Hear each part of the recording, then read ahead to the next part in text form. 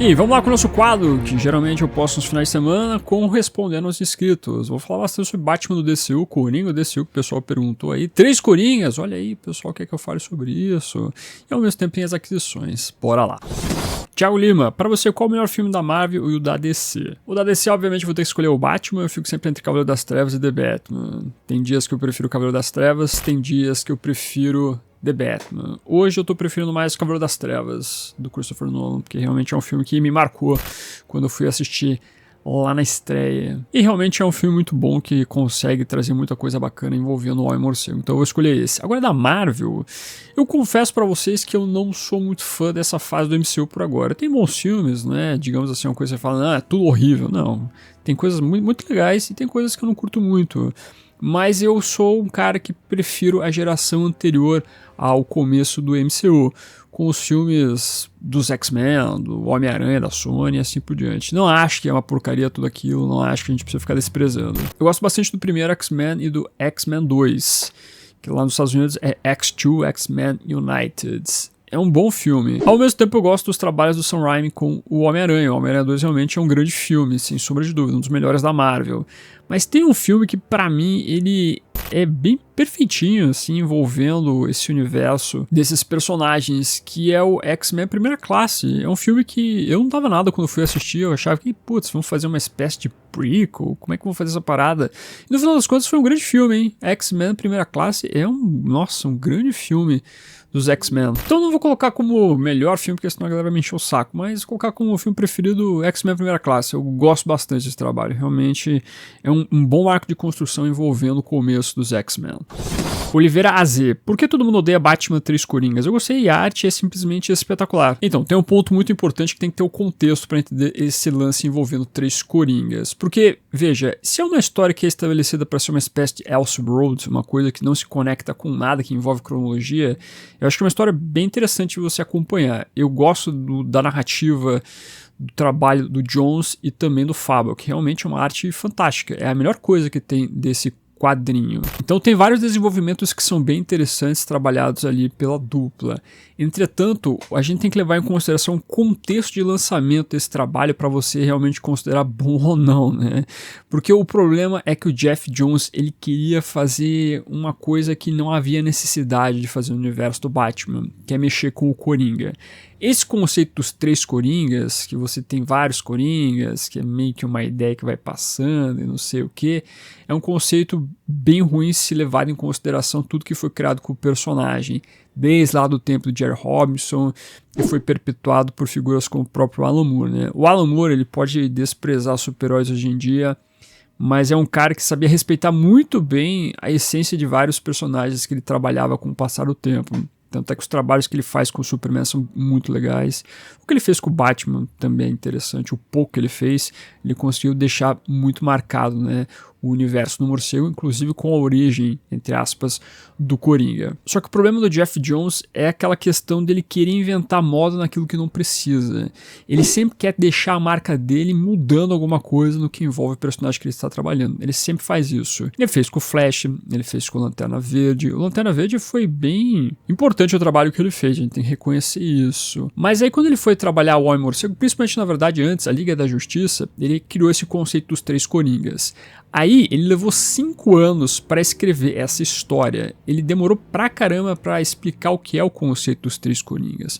Quando chegou no momento de explicar o conceito, já tinha passado tanto tempo que as pessoas se esqueceram isso. Ou melhor, já não se importavam tanto. Bem como toda a explicação da existência dos 3 Coringas é uma explicação que me pareceu forçada e que não condiz com o personagem tal qual a gente foi vendo com o passar do tempo. Então isso ficou muito estranho para a cronologia no que envolve até a construção do próprio Batman. Você tem aquele conceito que eu acho muito bacana, que é o fato do Batman ser reformulado de tempos em tempos, né? Você tem uma versão aqui, acolá, e assim vai indo, e o Coringa segue também a reformulação. Então, por exemplo, nos anos 70, quando o Batman voltou a sua aura um pouco mais trevosa, né? Um lance mais detetivesco, mais sério, o Coringa voltou mais cabuloso. É aquela metamorfose que a gente vai vendo o personagem tendo, conforme até o próprio Grant Morrison explicou lá nas histórias dele do Batman. Só que esse negócio de ter um Coringa da Era de Ouro, um Coringa palhaço, um Coringa ali dos anos 80, que é meio da piada mortal, se juntando, né? Você tem realmente esses personagens sendo vários Coringas, é uma ideia que ela não faz sentido para a cronologia. Então, se você leva em consideração com uma história, não digo fanfic, porque eu não quero desmerecer o que é uma fanfic, fanfics são importantes também, mas quando você leva em consideração com uma história que é fora de cronologia, uma história que é realmente apartada, é só o cara tendo uma ideia diferente com o Coringa, eu acho bem válido. Aí o Jones tá mandando bem. Só que o propósito do Jones não era esse. O propósito do Jones realmente era mudar tudo que envolvia o Coringa. E aí que ele acaba falhando. Por isso, inclusive, a DC Comics não levou a sério isso, pela demora que o cara teve pra fazer a história e por tudo que foi a repercussão disso. Podemos não gostar da fase dos Darcy lá, mas pelo menos dá uma corrigida nesse sentido, né? Os três Coringas, na verdade, é uma questão da mentalidade do personagem que ele, né, vai evoluindo com o passar do tempo ou vai criando na sua mente aí. Tudo bem, eu prefiro esse conceito de três Coringas do que realmente você ter três Coringas fisicamente. Então, nesse caso, tudo é uma questão de contexto de toda a criação e desenvolvimento dessa ideia na época. Mas ainda assim, tem momentos que são legais da história, tem momentos que são interessantes. E ao mesmo tempo, de novo, a arte realmente diz um Fábio que é outro nível. O cara mandou muito bem, uma belíssima arte. Eu não teria problema em, por exemplo, pegar uma versão absolute de três Coringas tranquilamente, porque como a versão absoluta ela é maior, né? E ela engrandece a arte, pô, ia ser fenomenal ter a história nesse sentido para ver a arte do Fábio brilhando. Mas fica as minhas ressalvas para essa ideia, para esse invencionice o Jeff Jones. O Jeff Jones ele não precisa inventar moda com o Batman. Até porque o Jones, eu acho que ele tem um probleminha com o Homem-Morcego. É a primeira vez que ele tenta mudar as coisas, ele tenta dar, né, aquela forçadinha com o Batman. O Batman Terra 1, por exemplo, é uma versão legal que ele fez, uma versão divertida, interessante, bem feita. Mas é o cara, né, mostrando o outro lado, inventando coisas diferentes com o Batman. Então o Jones é bom em fazer isso, mas não precisa inventar moda na cronologia. Eu já fui muito mais contrário a três Coringas no passado, principalmente no lançamento. Mas como hoje em dia as coisas se resolveram, eu já sou uma pessoa um pouco mais tranquila. Engraçado, né, que essa história nunca foi relançada no Brasil, ficou lá na minissérie em 3 partes, a gente até então não teve capa dura, não teve nada diferente. Às vezes a Panini dá uma agilizada no lançamento, o relançamento dessas histórias um pouco mais conceituadas. Mas essa ficou realmente no limbo. Talvez o pessoal aqui no Brasil não curtiu muito a brincadeira. Mas sim, no final das contas vale pelo Jason Fábio, que é isso. Murilo 0939, em qual momento o Coringa deve aparecer no DCU? Pois é, o Coringa é um personagem que eu sinto que o James Gunn, olha, ele tá lá, sabe, já maquinando tudo que é possível pra trabalhar com ele. Porque o Coringa é o Coringa, né? Da mesma maneira que eu sei que o Gunn quer trabalhar o Batman fortemente no universo dele, a maneira como ele pensa o Batman, o Coringa tá junto nesse bolo todo. Até porque o diretor aí já fez várias referências em suas redes sociais envolvendo o Coringa, então ele tá maquinando alguma coisa envolvendo o palhaço do crime. Agora, ele vai, sei lá, já aparecer no começo do Batman DCU, nos primeiros filmes ou coisa nesse sentido? Eu acho que não. Eu acho que o Coringa ele vai ser guardado para ser uma coisa maior pro DCU. Eu espero também. Eu acredito que ele não vai ser um personagem que vai ficar só como o cara que bola um plano contra o Batman em um filme, o grande inimigo ou o grande antagonista em um filme. Mas sim vai ser alguém que tem uma participação muito maior para uma gangue da injustiça, para uma legião do mal, coisa nesse sentido. Eu acho que vai muito para esse caminho. Então eu sinto que em algum momento a primeira aparição dele vai ser cruzando o caminho com o Lex Luthor. Eu acho que é assim que vai acontecer o negócio. Eu não sei como é que vai ser o final do primeiro filme do Superman, se eventualmente o Lex vai pra prisão ou não, mas em algum momento quando o Lex Luthor tiver que ser encarcerado ou coisa nesse sentido, ele vai ser jogado no mesmo local que tá o Coringa. Aí a gente vai ver a participação, ou melhor, a interação dos dois, pra quem sabe ir atrás do Batman e do Superman ao mesmo tempo, né? Aí a gente pode ter o filme Os Melhores do Mundo. Talvez seja isso. Talvez a primeira aparição do Coringa seja num filme dos Melhores do Mundo, com o Lex e o Coringa se juntando para enfrentar o Batman e o Superman. Acho que seria uma boa a primeira aparição, hein? Eu acho que realmente seria uma boa forma de você apresentar o vilão. Enquanto o Batman, eu acho que ele primeiro tem que ter o filme dele para depois ter Os Melhores do Mundo. Eu acho que o Coringa já dá pra jogar. Eu acho que o Coringa já dá pra jogar como vilão realmente de um filme meio evento, para você ter ele como diferencial na equação para juntar o Lex, o Batman e o Superman em um mesmo filme. Eu acho que seria legal isso. Então, pensando aqui, eu chutaria então em um filme dos melhores do mundo. Eu acho que seria legal uma estreia do Coringa nesse sentido.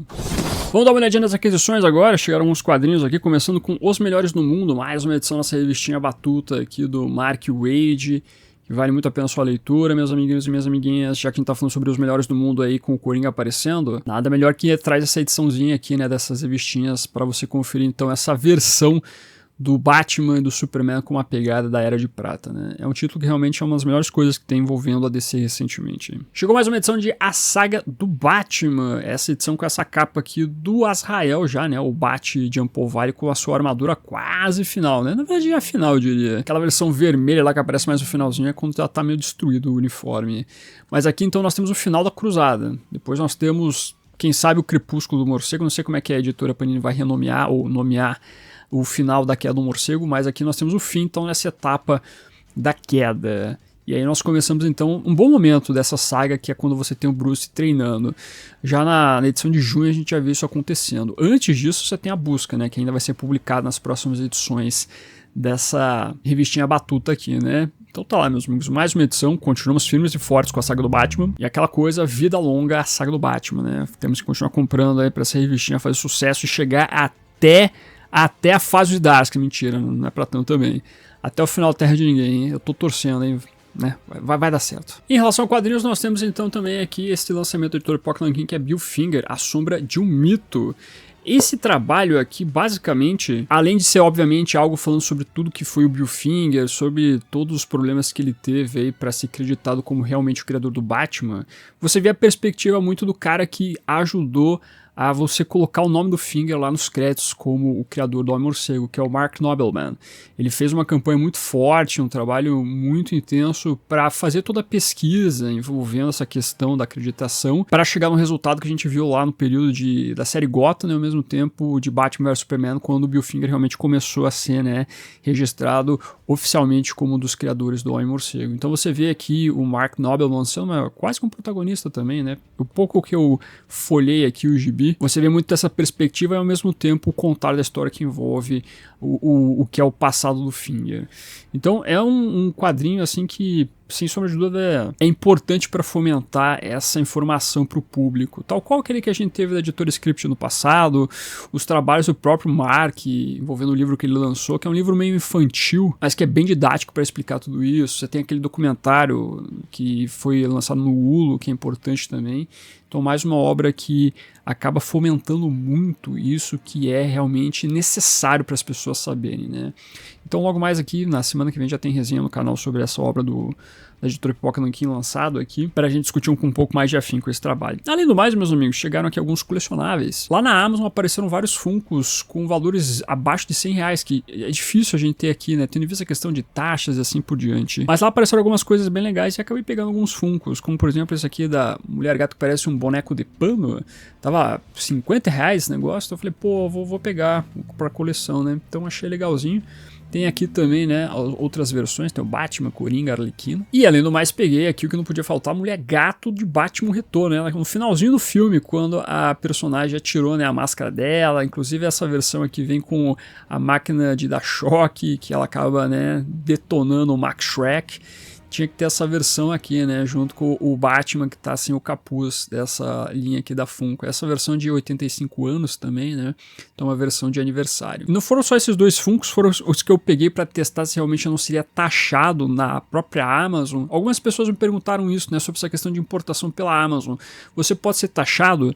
Esses aqui eu comprei e não aconteceu nada. Inclusive chegou muito rápido. A informação que eu tinha pela própria Amazon que ia chegar no começo de maio. E demorou aqui umas 2 semanas para chegar, então foi tranquilo. Eu já fiz a compra de uma memória RAM no site da Amazon para colocar aqui no meu notebook. Ele foi taxado, e eu até na época falei, pô, eu fui taxado como assim? A Amazon tinha falado que as taxas já estavam inclusas. Só que daí, quando eu recebi a mensagem dos Correios que havia sido taxado, eu esperei, eu falei, não, eu vou entrar em contato com a Amazon para ver o que eles vão fazer, né? Porque se eles estavam destacando que já estava tudo pago, inclusive com taxas a mais, eu não vou pagar taxa nenhuma. E aí passou um tempo, eu recebi a memória RAM sem necessariamente pagar mais ou a mais, né, envolvendo essas taxas. Então realmente a Amazon cobre as taxas ou qualquer coisa que seja aí imposta pelos Correios ou pela área responsável por essa questão aí de taxação, né? Então fica a dica, funciona essa questão de importação pela Amazon, meus amigos, não é um problema. Algumas pessoas chegam a me falar que são taxados por causa de quadrinhos, mas quadrinhos, meus amigos, não tem taxa nenhuma, isso é constitucional. Quando eu fazia importação de quadrinhos por comic shops dos Estados Unidos, vira e mexe eu era taxado pelos correios.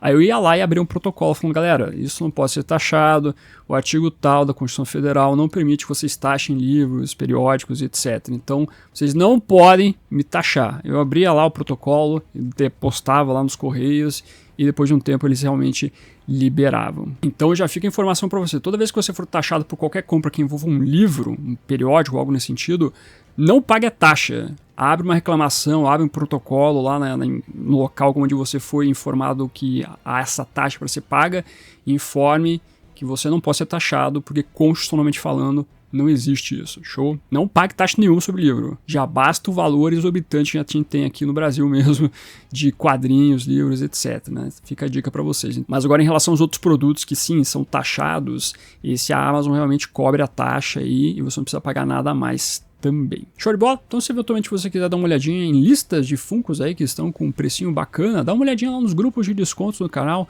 no Telegram, no WhatsApp, vira e mexe, tô postando então essas listagens, ao mesmo tempo promoção de quadrinhos, fica a dica para você dar uma passada lá. Dessa maneira você consegue contribuir inclusive com o canal, né, fazendo suas compras através dos links comissionados da Amazon, Panini, Mundos Infinitos, Magazine Luiza, Shopee, Comics Signature, você ajuda pra caramba todo este trabalho. Então se você for fazer suas compras nessas lojas citadas ou em qualquer outra loja da internet de qualquer tipo de produto, use um dos links que estão aparecendo na sua tela, que dessa maneira você me ajuda a manter esse projeto de Batman ativo. Muito obrigado, sempre lembrando, você não paga nada mais usando esses links. Villains Edit. Fala Fábio, beleza? Acredita que o universo absoluto vai influenciar, mesmo que parcialmente, alguns projetos do seu James Gunn? Dia 0325. Sobre o Batman DC, você acredita que podemos ter abordagem do personagem semelhante à do Batman The Animated Series? Na animação temos um Batman que enfrenta diferentes tipos de inimigos e situações, tendo uma narrativa mais fantástica muitas vezes. Acredito que o Gunn pode ir nesse caminho? Eu acredito que na verdade podem existir influências, pode existir influências. Quando você pega o Superman que a gente tá vendo agora, a gente vê que é um personagem que tem influências de vários tipos de obras do Superman, né? Tanto é que você vê o símbolo do personagem é do Reino do Amanhã, você vê muitas coisas da Era de Prata, de Grant Morrison, você vê construções que estão pendendo para vários lados possíveis do personagem. Então não tenha dúvida que a gente pode ver, por exemplo, o Batman do Animated Series dos anos 90 ser uma grande influência para esse novo Homem-Morcego do DCU, tendo em vista que é uma das melhores adaptações, se não a melhor adaptação do Batman fora dos quadrinhos. Então realmente seria bem propício você ver algo nesse sentido, porque é um Batman que flerta com o fantástico, né? Tem muito fantástico, Cara de Barro, Senhor Frio. Quando você vai para as novas aventuras, o fantástico acaba sendo muito mais abordado. E ao mesmo tempo, sobre o Absolute Batman, eu acredito que assim, não acho que eles vão tão forte assim com influências desse Homem-Morcego, a não ser uma pitadinha ou outra, uma coisa aqui e acolá. Mas eu sinto que na verdade o James Gunn, que ele quer fazer o Batman dele para esse universo, por isso que eu achava muito estranho quando as pessoas queriam colocar o Batman do Matt Reeves nesse universo. O James Gunn, ele quer fazer o seu próprio Batman, não tenho dúvida disso. E por isso eu acho que o diretor, na verdade, ele vai abordar muito o que Grant Morrison fez com o Homem-Morcego e fazer uma adaptação mais voltada para este personagem. Tal qual está acontecendo com o Superman, que por mais que você tenha várias influências acontecendo ali, o mais aparente é Grandes Astros Superman de Grant Morrison e do Frank Whiteley. Eu acho que vai acontecer a mesma coisa com o Batman. E aí você tem uma roupagem fantástica muito maior, muito mais abrangente para você explorar o personagem. O Animated Series eu sinto que ainda assim ele é um pouco contido no que envolve essa questão do fantástico. Ele flerta com o fantástico, ele traz personagens que são realmente ali saindo um pouco da caixinha, como o Morcego Humano, Senhor Frio, Cara de Barro, mas você vê que as explicações elas são contidas no que envolve uma ficção científica, né? A magia, ela é difícil de aparecer na série animada do Batman. Isso só vai acontecer naquele episódio do Etrigan. E quando você, por exemplo, tem a Zatanna, nem é questão de magia a magia mesmo, mas sim são aqueles truques, né? Uma coisa um pouco mais fundamentadinha, o lance da aparição da Zatanna. A magia realmente só vai começar a permear o universo desse Batman a partir das novas aventuras e quando o Batman faz parte da Liga da Justiça. É simples assim. Mas eu sinto que o Batman do James Gunn, ele vai trazer uma abordagem do fantástico mais realmente com o lance da magia fazendo parte da vida desse personagem. E aí você vai ter as explorações bem mais Era de Prata também para esse personagem, fazendo uma espécie de equilíbrio no que envolve você fazer o Batman trevoso e ao mesmo tempo o Batman com esse quê do que envolve aquilo que Morrison fez nos seus trabalhos. Penso que eles não vão mirar no Animated Series necessariamente, mas sim a outra animação do Batman, que é Os Bravos Destemidos, que consegue criar esse equilíbrio, o que envolve o Batman ter um lado um pouco mais trevoso, mas ao mesmo tempo ter um lado um pouco mais leve, né? E trazendo tudo que envolve, então, essa percepção de mundo do Batman mais Era de Prata. É uma animação que funciona muito bem, né? Uma animação que sabe explorar muito bem essa versão do Batman. Então, não acho que seria um demérito para o Homem-Morcego você se basear naquela animação para você trabalhar um Batman para os filmes. Eu acho que dá para fazer uma exploração bem legal. Lembrando, se você tem o Batman do Matt Reeves sendo o cara mais pé no chão, uma coisa meio anos 70 do Homem-Morcego, uma coisa assim, né? Você tem o outro lado, o Batman bem mais fantástico, aí trabalhando muito mais conceitos interessantes. Então até fica a lição de casa pra galera. Caso você nunca tenha assistido Brave and the Bold, né? Batman, os Bravos e Destemidos. Assista lá, vale muito a pena. É bem legal o equilíbrio dos episódios. Você vê episódios que são um pouco mais engraçados, exploram coisas diferentes com o Batman, e ao mesmo tempo você vê lá aquele episódio que o Batman vai atrás do Joey Chill, né? Que é um episódio mais pesadinho, considerado inclusive um dos melhores episódios da animação. Assistiu aquele lição de casa, assista esse episódio que é muito bom. Assista na verdade toda a animação, vale a pena. Na verdade assista todas as animações possíveis do Batman, porque o Batman não tem animação ruim. Não adianta vir falar do Cape Cruzeiro que é bom também, nem vem. Mas assista lá, todas as animações estão na Max, se eu não estou enganado. Show de bola? Agora eu quero saber de você o que você acha. As influências do Batman DCU pode vir no Limited Series, Absolute Batman, ou você acha que é outro lance que o James Gunn vai fazer? E responda as outras perguntas, traga todos os comentários possíveis, e sempre lembrando, todo dia tem vídeo aqui no canal, por isso eu vou dedicar 2 videozinhos pra você assistir. Assista lá então os meus comentários envolvendo o clipe que foi liberado do Superman aí, né? Gostei do clipe, achei bem bacana, tenho detalhes a acrescentar.